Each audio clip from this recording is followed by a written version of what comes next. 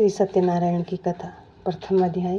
व्यास जी ने कहा, एक समय की बात है, नैमिषारण्य तीर्थ में शौनकादिक 88,000 ऋषियों ने पुराण वेता श्री सूत जी से पूछा, हे सूत जी, इस कलयुग में वेद विद्या रहित मनुष्यों को प्रभु भक्ति किस प्रकार मिलेगी तथा उनका वर्ग कैसे होगा।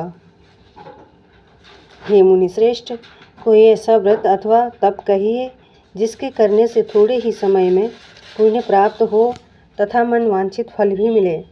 हमारी प्रबल इच्छा है कि हम ऐसी कथा सुने। श्री सूत जी बोले, हे वैष्णव, मैं पूज्य आप सभी ने प्राणियों के हित एवं कल्याण की बात पूछी है। अब मैं उस श्रेष्ठ व्रत को आप लोगों से कहूँगा जिसे श्रेष्ठ मुनि नारद जी ने श्री लक्ष्मी नारायण भगवान से पूछा था और श्री लक्ष्मी नारायण भगवान ने मुनि श्रेष्ठ नारद जी को बताया था। अब सभी श्रेष्ठ गण यह कथा ध्यान से सुने। मुनि श्रेष्ठ नारद दूसरों के कल्याण हेतु सभी लोगों में घूमते हुए एक समय मृत्युलोक में आ पहुँचे। यहाँ बहुत सी योनियों में जन्मे प्रायः सभी मनुष्यों को अपने कर्मानुसार अनेक कष्टों से पीड़ित देखकर उन्होंने विचार किया कि किस यत्न के करने से निश्चय ही प्राणियों के कष्टों का निवारण हो सकेगा। मन में ऐसा विचार कर श्री नारद विष्णु लोक गए।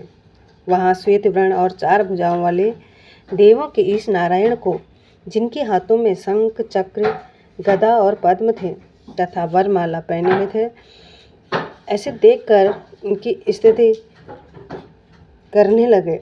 नारद जी ने कहा, हे भगवान, आप अत्यंत शक्तिवान हैं। मन तथा वाणी भी आपको नहीं पा सकते। आपका आदि मध्य अंत भी नहीं है। आप निर्गुण स्वरूप सृष्टि के कारण भक्तों के कष्टों को नष्ट करने वाले हो। आपको मेरा सत नमन है।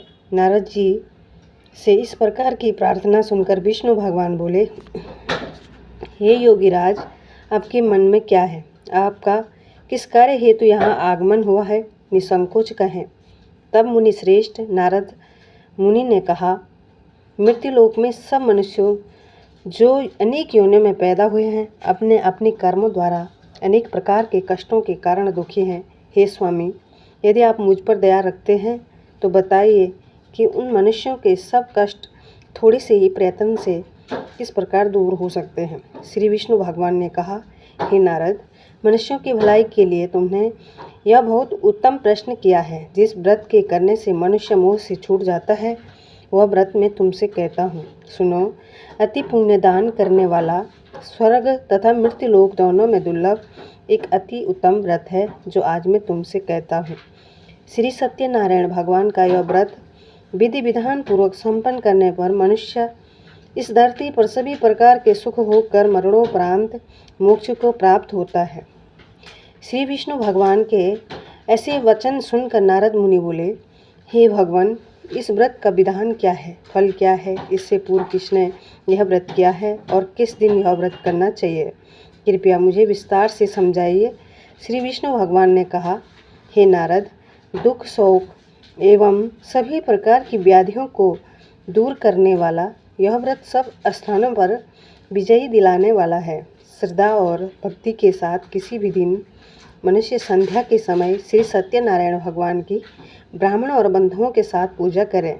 भक्ति भाव से नैवेद्य, केले का फल, नैवेद्य श्री शहद, शक्कर अथवा गुड़, दूध और गेहूं का आटा, घी, इन सभी को भक्ति भाव से भगवान श्री सत्यनारायण को अर्पण करें। बंधु बांधवों सहित ब्राह्मणों को भोजन कराएं। इसके पश्चात ही स्वयं भोजन करें। रात्रि में भी सत्यनारायण भगवान के गीत आदि का आयोजन कर श्री सत्यनारायण भगवान का स्मरण करते हुए समय व्यतीत करें। इस तरह जो मनुष्य व्रत करेंगे उनकी सभी मनोकामनाएं अवश्य ही पूर्ण होंगी।